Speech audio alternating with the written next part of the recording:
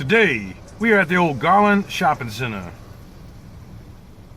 Garland Shopping Center was the home of Larry Morgan, or actually back then it was called Arnold Morgan Music, where Jerry Cantrell worked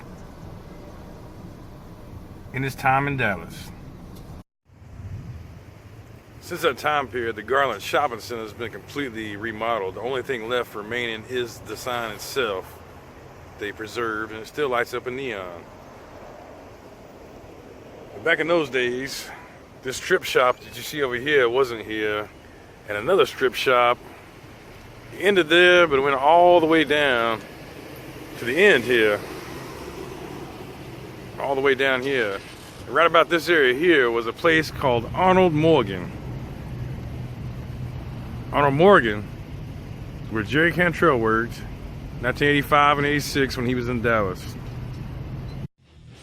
Here's some pics of the old shopping center before it got tore down and reconstructed. Arnold Morgan is right next to that two-wheel world when I was a child. Many fond memories in there, talking music, having a good old time.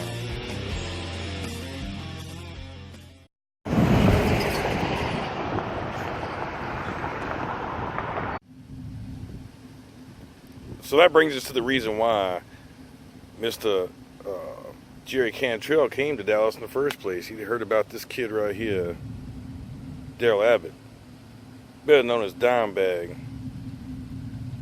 He heard this kid was down in Texas ripping it up, and he wanted to come to the Metroplex and meet him.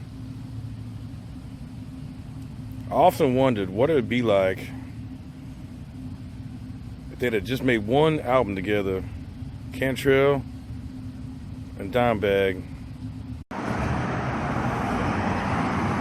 So Larry Morgan moved down here to this end of the building. And back in those days, he was here where the zoo music is. So by the end of the 1990s, early 2000s, Arnold Morgan was over. The A&M era was over. Larry Morgan moved up the street here about half a mile. This area here, along with Spear Music and Zoo Music, used to be across the street. It's a big music scene right here in this corner. We used to live in this neighborhood, my brother and I, during this time period. He was taking guitar lessons, I was taking piano lessons. Same time, Cantrell would have been in this area. Right there where the zoo used to be across the street where the yellow building is. And up the road here, a place called Hot Tracks.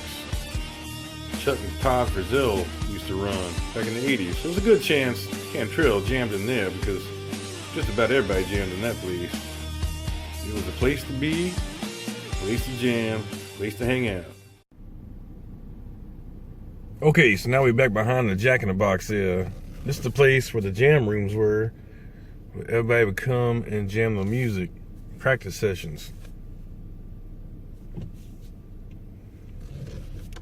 I doubt the place is still a jam room, but it's been quite a few decades ago now.